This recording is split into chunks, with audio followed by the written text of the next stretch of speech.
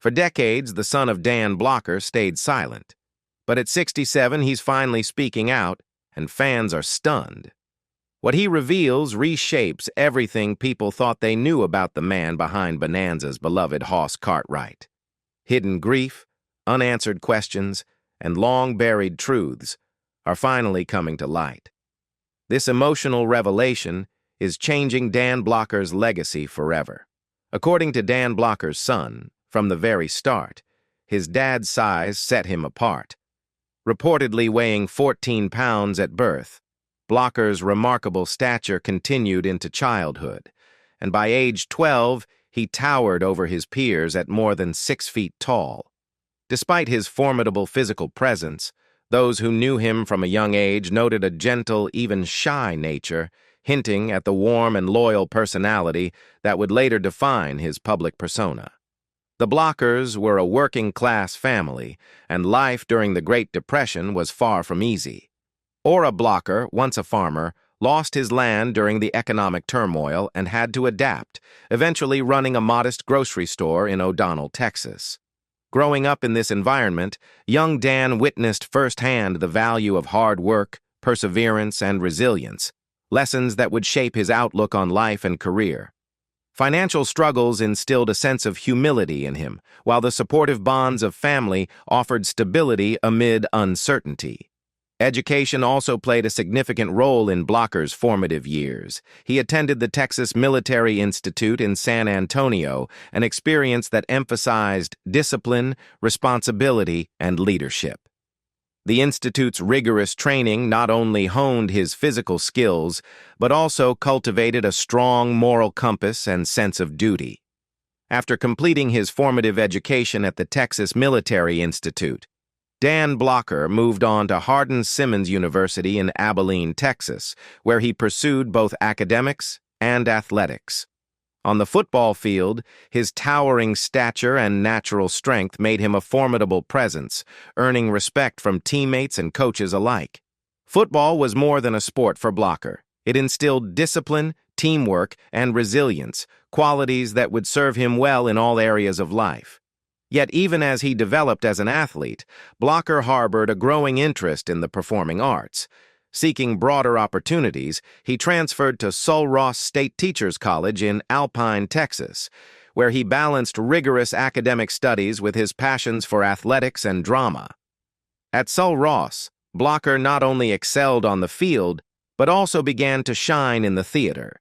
His commanding physical presence, paired with an unexpected sensitivity, made him a natural performer, capable of conveying both strength and nuance on stage. In 1950, he graduated with a degree in speech and drama, a milestone that reflected his dual dedication to both intellectual growth and creative expression. During and after college, Blocker explored a range of work experiences that spoke to his adventurous spirit and willingness to embrace challenge. He took on roles as varied as rodeo performer, bar bouncer, and other hands-on jobs, each requiring courage, quick thinking, and adaptability. These experiences, though unconventional, allowed him to hone skills in performance, public interaction, and self-discipline, elements that would later inform his acting career. In addition, he pursued graduate studies in dramatic arts, signaling his serious commitment to theater, while also teaching, demonstrating an early desire to mentor and connect with others. These years of exploration, balancing athletics, drama, and practical work, laid the groundwork for Blocker's unique blend of charisma, physicality, and emotional depth that would eventually define his presence on screen. Just as Dan Blocker was beginning to explore the possibilities of a career in drama and teaching, his life was dramatically interrupted by the outbreak of the Korean War. In 1950, he was drafted into the United States Army, a call that would take him far from the familiar stages and classrooms of Texas to the rugged and dangerous terrain of Korea. Assigned to F Company, 2nd Battalion, 179th Infantry Regiment, 45th Infantry Division, Blocker entered a world starkly different from the structured discipline of his youth or the creative freedom of theater. Serving as an infantry sergeant, he was tasked with leading soldiers in high-stakes combat situations, a responsibility that demanded courage, leadership, and resilience under conditions of extreme stress. Blocker faced the brutal realities of war firsthand, including exposure to intense firefights, harsh weather, and the constant threat of enemy attack. His size and commanding presence, once an asset on the football field or the stage, became equally important on the battlefield, earning the respect and trust of his fellow soldiers. During his service, Blocker was wounded in action, a testament to the personal risks he endured. For his bravery and sacrifices, he was awarded the Purple Heart, along with multiple campaign and service medals, recognizing his commitment, valor, and endurance. These years in Korea left a lasting imprint on Blocker, exposing him to the fragility of life and the complexities of human courage under pressure. Just 2 days after his honorable discharge from the Army in 1952, Dan Blocker married his college sweetheart, Dolphia Parker, marking the beginning of a lifelong partnership rooted in love, trust, and shared dreams. Their wedding on September 25th, 1952, symbolized not only personal commitment, but also a return to stability after the chaos and intensity of military service. For Blocker, marriage was not a stepping stone to fame, but a foundation upon which he would build his life, even as the path to acting remained uncertain. The early years of their marriage were marked by practical challenges and modest means. To support their growing family, Blocker took teaching positions in Texas and New Mexico, balancing responsibilities as an educator with his ongoing interest in drama and performance. These jobs, though far removed from Hollywood glamour, demonstrated his work ethic, adaptability, and dedication to providing for his loved ones. Financial pressures were real, yet the Blockers navigated them with determination, relying on mutual support and shared values to sustain their household. During this period, Dan and Dolphia welcomed 4 children into their lives. Their twin daughters, Deborah Lee and Dana Lynn, were followed by 2 sons, David and Dirk, both of whom would later pursue careers in the entertainment industry, continuing a family legacy shaped by creativity and performance. Despite the demands of work and the eventual pull of television opportunities, Blocker remained intensely devoted to his family, striving to cultivate a nurturing home environment where his children could grow safely and confidently. Even as his physical presence and natural charisma made him a standout figure, Blocker's priorities were firmly anchored in private life. He valued the quiet, everyday moments, family dinners, children's milestones, and the small triumphs of domestic stability. This grounding in family life not only provided him emotional strength, but also informed the warmth, integrity, and relatability that would later define his iconic screen persona. Long before fame arrived, Dan Blocker's marriage and early years as a father were a testament to his character, a man of generosity, humility, and steadfast commitment to those he loved most. After establishing a stable family life, Dan Blocker moved with his wife and children to Los Angeles in the mid-1950s, initially intending to pursue further graduate work in drama. However, the allure of Hollywood soon drew him into the world of film and television. Balancing auditions with teaching and part-time jobs, Blocker gradually began securing small roles, often leveraging his remarkable height and imposing build, while also surprising audiences with a gentle, expressive presence. His earliest screen appearances included guest spots on popular Western series such as Gunsmoke, Have Gun, Will Travel, and The Rifleman, where he was often cast as the physically strong yet sympathetic figure, a reflection of his natural persona. In addition to dramatic television, Blocker explored comedic work, including a memorable appearance in a Three Stooges short, showcasing his versatility and timing. These early roles, though minor, provided crucial experience in front of the camera, helping him develop the instincts, discipline, and subtlety required for sustained screen success. The mid to late 1950s were a period of persistence and quiet learning. Auditions could be grueling, work inconsistent, and the competition fierce. Yet Blocker's combination of size, warmth, and understated charm began to set him apart in an industry crowded with talent. Blocker's breakthrough came in 1959 when he was cast as Eric Hoss Cartwright on NBC's Bonanza, a role that would define his career. As Hoss, Blocker brought to life a character who was physically imposing, but emotionally tender, loyal, and morally grounded. A big-hearted presence whose warmth radiated on screen. Dan Blocker's portrayal of Eric Hoss Cartwright on NBC's Bonanza quickly transformed him from a relatively unknown actor into a household name. Premiering in 1959, Bonanza became one of television's most enduring westerns, ultimately running for 14 seasons and making Blocker an iconic figure in American popular culture.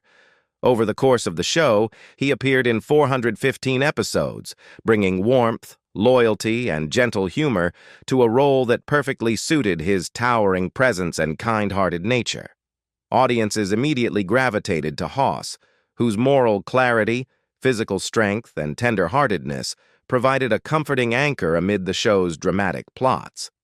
The show's success brought Blocker both financial stability and fame, a dramatic shift from the modest, work-driven early years of his life. Yet along with recognition came the challenge of typecasting.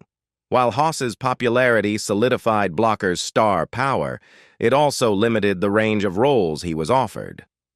Hollywood, with its rigid industry expectations, often saw Blocker only through the lens of the gentle giant he portrayed, making it difficult for him to break free and explore more varied or complex characters. This typecasting was never openly criticized by Blocker himself. He appeared grateful for the opportunity and conscious of the responsibility that fame carried. Yet it is clear in retrospect that the very qualities that made him beloved, his warmth, loyalty, and imposing yet gentle presence, also boxed him into a narrow range of casting options. Blocker did occasionally venture into film, taking cameo roles alongside major stars like Frank Sinatra in Come Blow Your Horn, 1963, and Lady in Cement, 1968.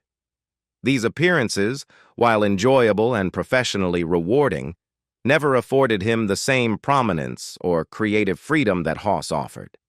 Still, Blocker's enduring association with the character reflected both a personal triumph and a structural reality of Hollywood. Performers could achieve iconic status, but such recognition often came at the cost of broader artistic opportunity.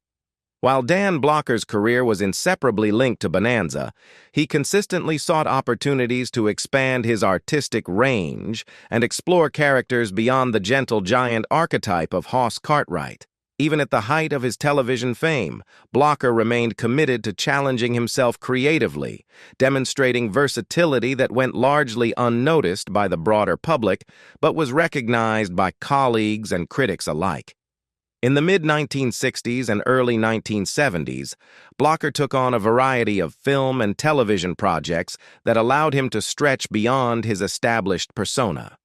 Notably, he starred in the television movie Something for a Lonely Man, a role that highlighted his ability to convey depth, subtle emotion, and complex character motivations in a narrative far removed from the familiar Western ensemble. This project showcased Blocker's dramatic instincts, revealing a performer capable of nuanced performances and a range of emotional expression that contrasted with the affable, morally upright Hoss. In addition, Blocker appeared in feature films such as The Cockeyed Cowboys of Calico County, a comedic western that allowed him to play with timing, humor, and the interplay of physical presence and comic sensibility. Even in smaller guest spots and supporting roles, he demonstrated an ease and authenticity that suggested a performer deeply attuned to character development and storytelling. These choices reflected Blocker's desire to grow as an actor, rather than simply relying on the safe familiarity of his television persona. Despite these efforts, Hollywood's commercial priorities often limited him to roles that capitalized on his Hoss-like qualities, his imposing stature, gentle demeanor, and inherent warmth. Yet Blocker never abandoned the pursuit of varied work, approaching each new role with professionalism and care. He balanced loyalty to Bonanza with a quiet determination to explore broader creative avenues, leaving behind a body of work that, while often overshadowed by his television fame, demonstrates the breadth of his talent. Just as Bonanza was gearing up for another season, tragedy struck with shocking swiftness.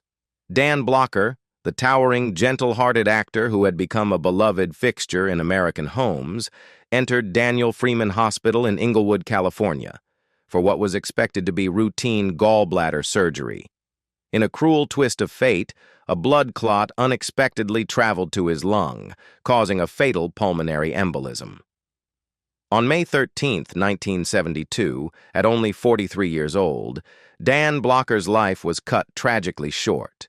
The news stunned fans across the nation, leaving a void in the hearts of millions who had grown up watching his warmth and humor illuminate the screen. Blocker's death had an immediate and profound impact on those closest to him.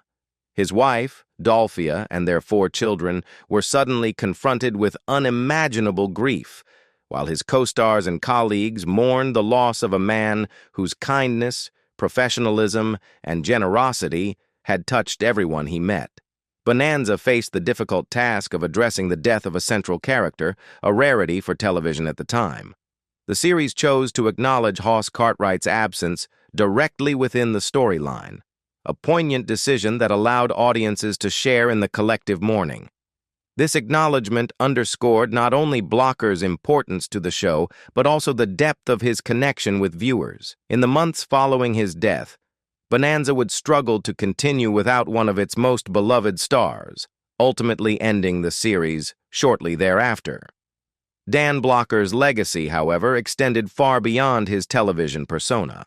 He was remembered not merely as Hoss Cartwright, but as a man of warmth, integrity, and humility, whose presence both on and off screen inspired loyalty and affection.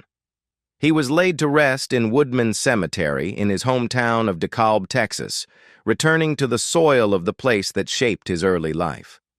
Even decades later, Blocker remains a symbol of the kind-hearted, towering figure whose career, though tragically abbreviated, left an enduring imprint on television history and popular culture. His life and sudden passing serve as a reminder of both the fragility of life and the lasting impact a generous spirit can have on family, colleagues, and fans alike. What do you think about Dan Blocker? Leave us your comments in the section below. We hope you have found this helpful video. Don't forget to leave a like, share, and subscribe to the channel if you like it. Thank you for watching this, and see you in the next videos. Goodbye.